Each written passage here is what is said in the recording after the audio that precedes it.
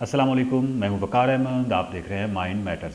गुज़श्ता video में exponential growth के हवाले से हमने बात की थी कि पाकिस्तान के अंदर अगर 26 फरवरी को ये केसेस रिपोर्ट हुए हैं तो इस वक्त क्या सूरत हाल है, आगे क्या होने जा रहा है 10 दिनों में या 15-20 दिनों में। अगर वो वीडियो आपने नहीं देखी तो वो ज़रूर देख लीजिएगा ताकि थोड़ा सा एक आइडिया हो जाए कि अगले यानी जो 7 दिन है, यानी जब इस पूरे वकूए को 26 तारीख से लेकर 37 दिन हो चुके होंगे तो फिर क्या होने जा रहा है। इस वीडियो में हम बात करेंगे कि कोरोना कब ख़त्म होगा, कैसे ख़त्म हो सकता है। इसके दो तरीके हैं, उसी पे बात करूंगा।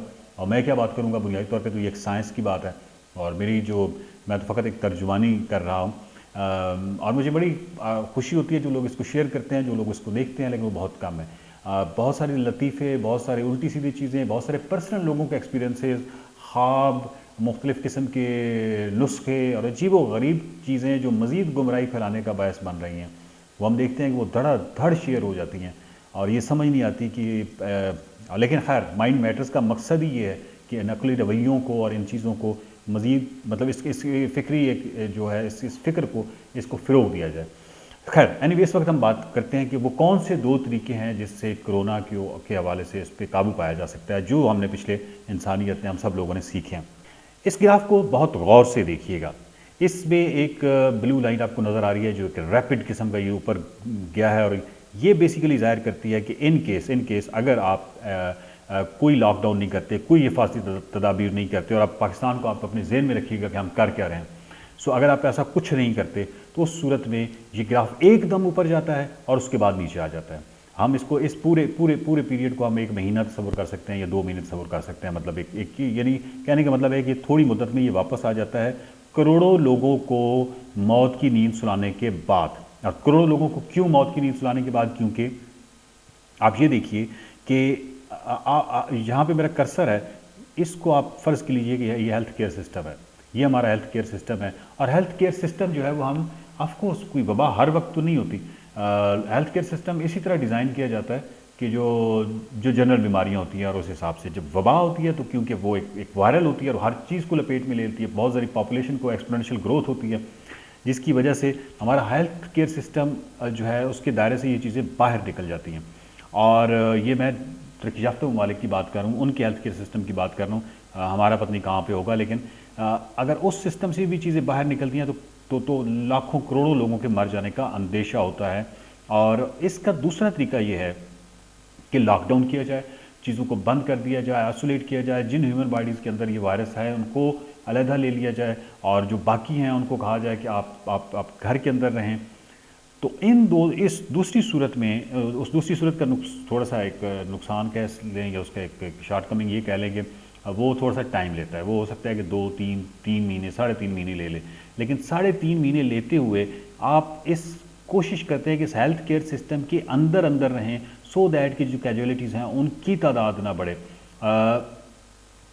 आप अभी भी देख रहे हैं कि जितना भी कोरोना के जो मुख्तलिफ ममालिक में इस वक्त उसने लपेट में लिया हुआ है, तो मुख्तलिफ जगह पे डेथ रेट आपको मुख्तलिफ नज़र आ रहा है। अमेरिका ने क्योंकि अपने सारे वसाइल झोंके हुए हैं और बेतहाशा ऑफकोर्स उस पर कोशिश की जा रही है डेथ रेट को कम करने की, तो वो उसमें किसी हद तक कामयाब भी नज़र आ रहा है कंपैरेटिव यानी जो इन्फेक्टेड लोग हैं और उसके बनस्बत जो लोग डेथ रेट जो है।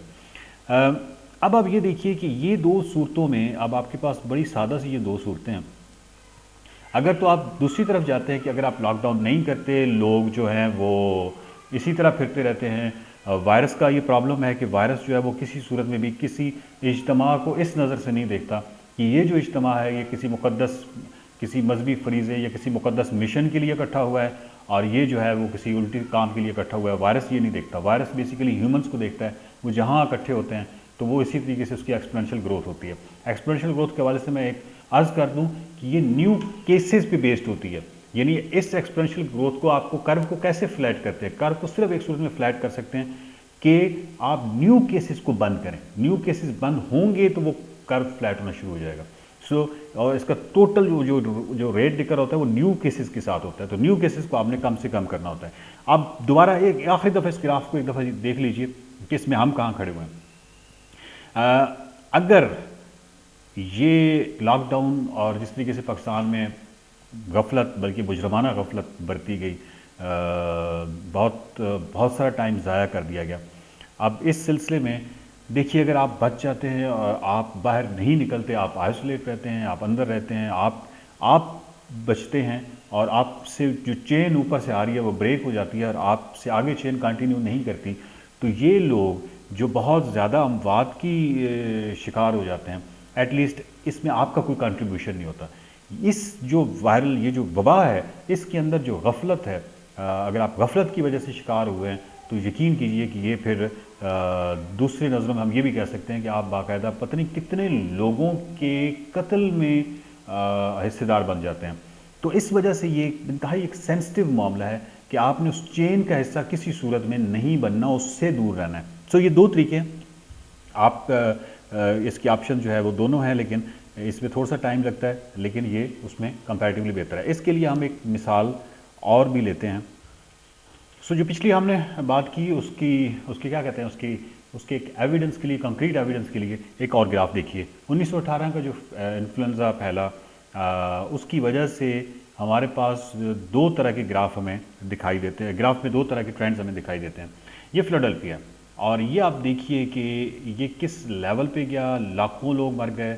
और उसकी वजह सिर्फ ये थी कि जब ये वबा फैली थी तो सिर्फ उन दिनों में कोई गालबन 2 लाख लोग परेड में शरीक हुए थे और उन्होंने काफ़ी हद तक यानी इस चीज़ की बिल्कुल केयर नहीं की थी। और 2 लाख अफराद का इकट्ठा हो जाना और उसके बाद भी बहुत ज़्यादा इस तरीके से एक नेगलिजेंस का मुजाहरा किया गया, जिसके नतीजे में आप इस ग्राफ को ज़रा गौर से देखिए तो ये लाखों लोग की मौत का बायस बना। ये एकदम ऊपर गया और उसके बाद ये नीचे आ गया। जबकि दूसरी तरफ सेंट लुइस की एक मिसाल लीजिए इसी दौर में कि उसने कैसे कंट्रोल किया कि उन्होंने फौरी तौर पे चर्च, स्कूल, हर चीज़ बंद कर दी, लॉकडाउन कर दिया। उसके नतीजे में उनकी ग्राफ आप ये देखिए, गो के वहाँ पे तादेर रहा। यानी आप ये देखिए कि 21 सितंबर से ये मामला स्टार्ट हुआ और इसका जो मामला है, ये जो फिलाडेल्फिया वाला है, ये तकरीबन 23 नवंबर को ख़त्म हो गया या उससे पहले, और ये 28 दिसंबर तक गया ये जो सेंट लुइस का। लेकिन उसका जो डेथ रेट था जो फिलाडेल्फिया का, उसमें लाखों लोग मर गए। जबकि ये दूसरे जो लॉकडाउन वाली सिचुएशन थी, इसमें बिल्कुल एक और तरह का बिहेवियर हमें नज़र आया। सो इस वक्त जो कोरोना है, इस कोरोना ने ये ख़त्म क्यों हो जाता है, कोई भी वायरस ख़त्म क्यों हो जाता है? बिकॉज आप सपोज़ आप देखिए कि 100 की आबादी है, 100 में से 20 इन्फेक्टेड हो चुके हैं। तो जो इन्फेक्टेड है उनके पास तो दोबारा कोरोना ने या वायरस ने उसको दोबारा मुतासिर क्या करना है, यानी वो उसका शिकार नहीं हो सकता। तो कोरोना का शिकार कौन होगा? जो ऑफकोर्स जो उसका शिकार नहीं हुआ।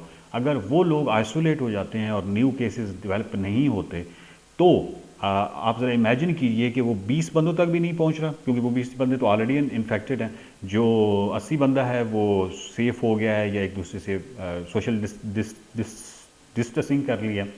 तो अब वो फील्ड में रह गया। अब जब वो फील्ड में रह जाता है तो ऑफकोर्स उसकी जो भी 10 घंटे या 12 घंटे लाइफ होती है, उसके बाद वो ख़त्म हो जाता है। सो ये तमाम वायरस जो हैं, ये जो वबाएँ होती हैं, उनके इसी तरह के ट्रेंड्स होते हैं। ये ख़त्म हो सकता है। अब हम आपको पाकिस्तान के पर्सपेक्टिव में बात करें तो ये यहाँ पे भी ख़त्म हो जाएगा। चॉइस आपकी है। अब आपने देखना है कि ये कोई लाखों लोग मरवा के आपने ख़त्म करना है या इस कर्व को फ्लैट करना है। और जो रवैये नज़र आ रहे हैं वो बिल्कुल भी इसको फ्लैट करने वाले नज़र नहीं आ रहे। अब तक का जो रेट है, जो इस वक्त अमेरिका से और मुख्तलिफ ममालिक से जहाँ भी ये होशरुबा अंदाज में ये फैला है, उससे हमारा रेट ज़्यादा है। और इसका एक्चुअली जो आउटकम है, ये कोई तकरीबन 7-8 दिन के बाद नज़र आएगा, जब उसने एकदम रैपिडली ऊपर जाना है उस ग्राफ ने, और उसके बाद शायद चीज़ें उस तरीके से कंट्रोल में ना रहें। आपके लिए यही एडवाइस है कि इस तमाम मामलात में आप इर्द गिर्द जाहिलियत होगी, बहुत सारी चीज़ें होंगी, लेकिन कम से कम आप अक्लमंद हैं तो आप अपने आप को तो सेव कीजिए और आप अपने बच्चों को तो सेव कीजिए। और अगर आप अपने आप को सेव करने में कामयाब हो गए तो आप इंसानियत के इसलिए मोहसिन होंगे क्योंकि आपने वो चेन ब्रेक कर दी है। और इसी वजह से मैं आपसे एक्सपेक्ट करता हूँ कि इस चीज़ को थोड़ा सा शेयर कीजिए और इसको थोड़ा सा फैलाइए कि जहाँ पे वो नुस्खे और पता नहीं क्या क्या चीज़ें कहाँ कहाँ तक पहुँच रही हैं। हो सकता है कि किसी को ये बात समझ आ जाए और हो सकता है कि कल अल्लाह ना करे कि इसका बहुत कोई नेगेटिव आउटकम हो, उस वक्त आप रेफरेंस के तौर पे ये वीडियोस फेंकते रहें एक दूसरे के पास कि किसी ने एक बात इस तरह पहले की थी, उसका ना मुझे कोई फ़ायदा है ना आपको फ़ायदा, ना इंसानियत को कोई फ़ायदा है, क्योंकि उस वक्त तो जो डैमेज हो चुका होगा वो हो चुका होगा। सो मुलाकात होती है नेक्स्ट वीडियो में। ये पाकिस्तान में साइंसी तर्ज फ़िक्र और अकली रवैयों को फ़रोग देने की एक छोटी सी काविश है। आप इस छोटी काविश को बड़ी काविश में बदल सकते हैं। माइंड मैटर्स के यूट्यूब चैनल को सब्सक्राइब कीजिए, वीडियोस को ज़्यादा से ज़्यादा शेयर कीजिए, माइंड मैटर्स के फेसबुक पेज को लाइक कीजिए।